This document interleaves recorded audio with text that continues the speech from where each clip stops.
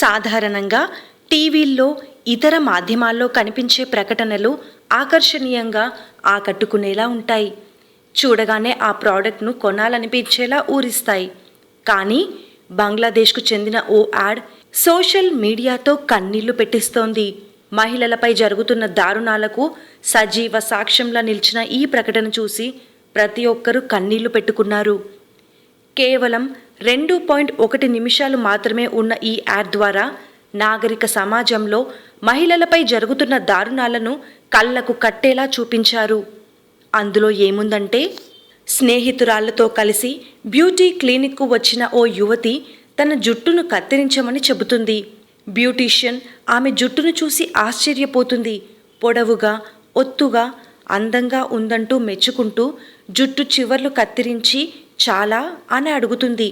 దీంతో ఇంకా కత్తిరించాలని చెబుతుంది. మరికొంచెం కత్తిరించిన ఆమె ఇప్పుడు ఓకేనా మేడం అని అడుగుతుంది. సరిపోదు, ఇంకా కత్తిరించు అని యువతి చెప్పడంతో విసిగిపోయిన బ్యూటీషియన్ జుట్టును బాబ్డ్ హెయిర్లా కత్తిరించి ఇప్పుడు చాలా బాగున్నారు మేడం అంటూ అద్దంలో చూపిస్తుంది.